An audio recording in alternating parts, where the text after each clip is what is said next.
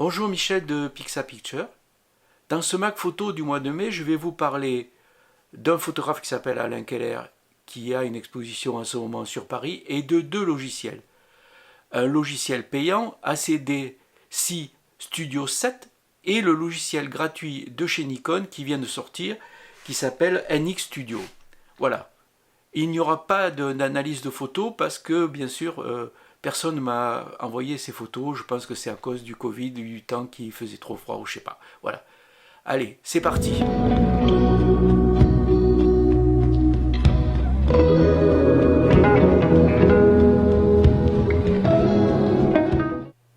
Commençons par Alain Keller. Ceux qui ont suivi mes cours photos dans le cadre du comité d'entreprise d'Orange connaissent bien Alain Keller puisqu'il était venu montrer son travail l'année dernière.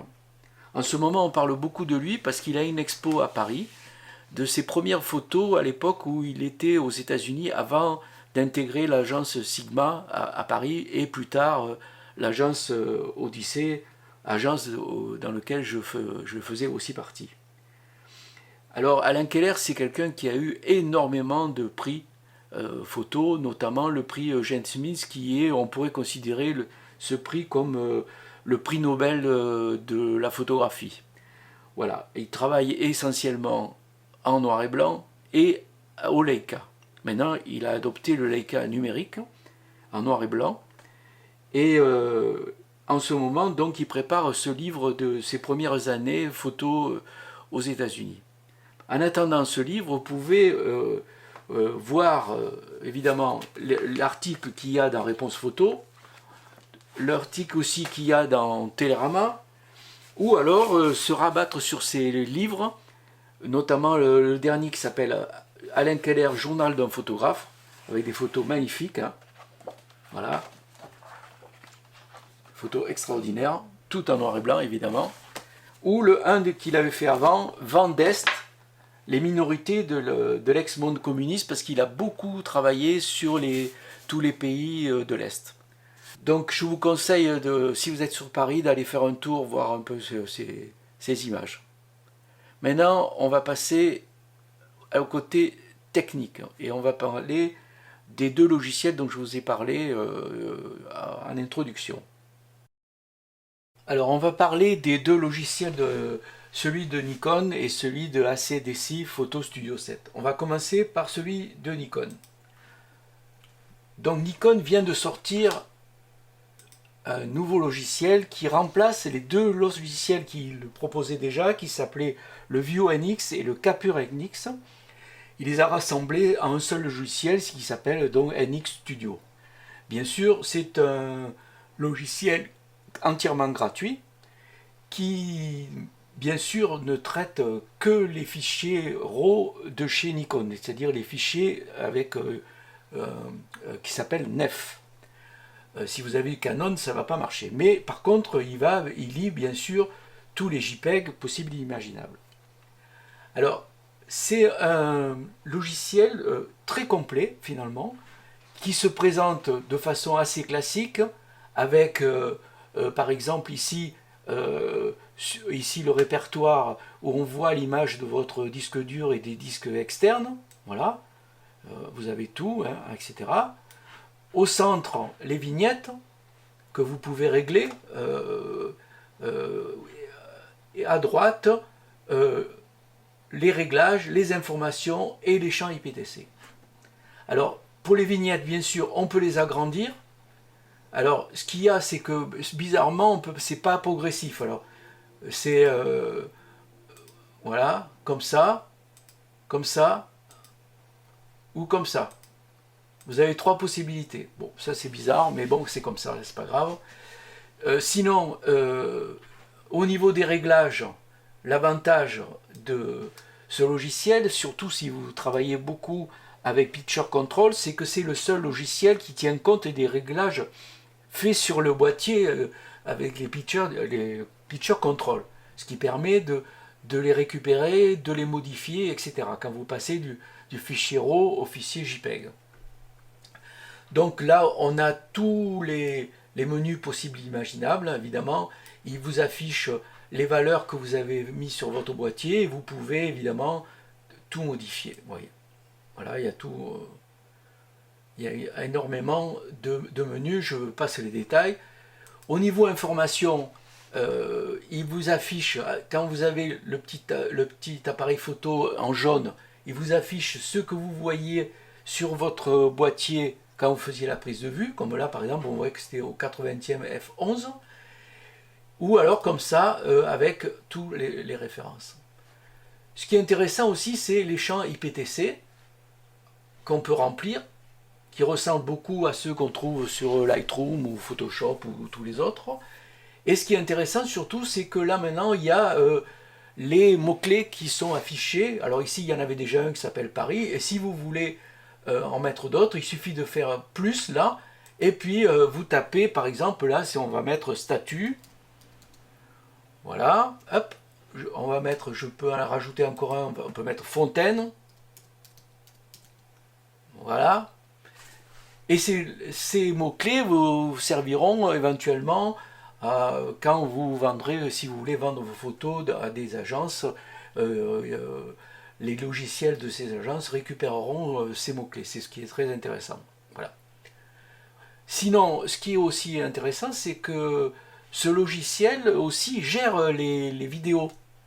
Donc vous pouvez modifier les vidéos. Là, vous voyez, alors évidemment, vous pouvez faire, il y a d'autres menus, hein, je ne vais pas tout vous les dire, vous pouvez afficher soit les vignettes comme ça, soit etc. Bon, il y a plein de possibilités, ça ressemble un peu à tous les logiciels comme Bridge et tout ça. Hein.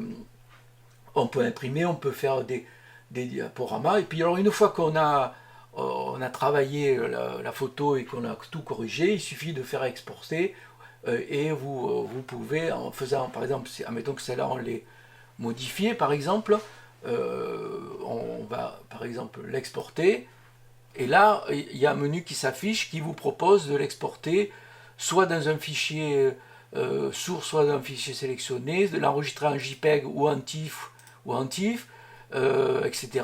La qualité, vous pouvez la faire, voilà, vous pouvez modifier la taille, etc. Voilà. Donc ce qui est intéressant aussi, c'est que ce logiciel gère aussi les vidéos et vous pouvez les modifier. Alors vous pouvez associer les vidéos, modifier le clip, etc. Bon, c'est assez succinct, mais ça permet quand même de travailler les vidéos et puis surtout de lire des vidéos. On peut très bien lire les vidéos, c'est qui est assez intéressant. Voilà. Il y a même la musique, il suffit que si vous avez de la musique et quand vous cliquez dessus, ça va aussi, vous allez pouvoir écouter la musique. Vous voyez, par exemple les vidéos, si je fais ça, par exemple celle-là, je clique et vous voyez, je fais ça et puis vous avez, voilà. Ah, c'est intéressant, voilà. Alors ce qui est intéressant par rapport à QuickTime par exemple, c'est que ça lit aussi les fichiers MOV mais aussi MP4. Donc ce logiciel, pourquoi s'en priver, puisque de toute façon il est gratuit et il fonctionne très bien, mais bien sûr c'est que pour les gens qui sont en icône. Donc voilà, on va arrêter là cette présentation et on va passer à l'autre logiciel. Alors passons au deuxième logiciel, c'est ACDC Photo Studio 7 et pas ACDC le groupe de rock. Hein. Alors il se présente, vous voyez, je viens de l'ouvrir là, il se présente un peu comme tous les autres, c'est-à-dire à gauche l'image de votre disque dur et tous les répertoires du disque dur et de ceux des disques externes qui sont reliés. Les vignettes, alors là on peut régler la taille de façon régulière contrairement à celui d'une icône, voilà, ok. Et puis sur la droite, les menus, alors il y a le menu propriété, qui vous dit, par exemple, si on prend cette photo, celle-là, on vous dit, vous voyez, il y a la description, Paris, les mots-clés, etc. Donc on peut rajouter des mots-clés comme on veut. Organiser, c'est pour créer, on peut aussi, avec ce logiciel, mettre les photos dans des albums qu'on crée. On peut créer des albums. On peut mettre des notes, évidemment, on peut mettre des couleurs. On peut rajouter les mots-clés, il y a tous les mots-clés. etc. Et puis aussi, une particularité, c'est qu'on peut, voyez, voir en fonction des prises de vue, des dates des prises de vue qui sont marquées automatiquement sur les champs IPTC lorsque vous faites une photo, savoir les photos que vous avez fait en 2013, en 2007, en 2020, etc. etc. Voilà. Alors, ce logiciel est très intéressant. Pour le développer, c'est pareil. Vous voyez, vous avez la photo, vous cliquez dessus, et sur la partie gauche apparaît toute une gamme de menus général, balance des blancs, etc. Vous avez tous les menus possibles et imaginables. Vous voyez, alors il y a même des trucs un peu, il y a les trucs classiques, hein, mais il y a aussi les flous artistiques. Alors par exemple, si vous voulez faire un flou, vous voyez, vous pouvez faire un flou. Et alors ce qui est intéressant, c'est que ici, en bas, là, vous avez, quand vous travaillez une photo, vous pouvez aussi, à tout instant, en cliquant dessus, voir l'original. Vous voyez, comme c'était avant. Et puis comme vous avez fait. Voilà. Voilà. Après, vous avez les traitements croisés, vous avez les virages. Vous voyez, vous pouvez faire plein de choses. Voilà. Les courbes de tonalité, le truc donc classique. Hein. Et aussi l'espace de travail qui est soit celui que vous avez opté, soit, voyez, vous les avez tous les... Et je vous conseille bien sûr Adobe RGB. Voilà. Alors, ce qui est intéressant aussi dans ce logiciel, que je trouve qui, à part Lightroom, les autres l'ont pas, c'est qu'on peut voir avec la carte et situer les photos. Si vous n'avez pas un GPS dans votre appareil photo, vous pouvez après les géolocaliser grâce à la carte qui s'affiche ici. Alors, par exemple là, et si je clique à droite, vous avez tous les menus que vous pouvez retrouver à droite, mais aussi vous avez la notion de carte.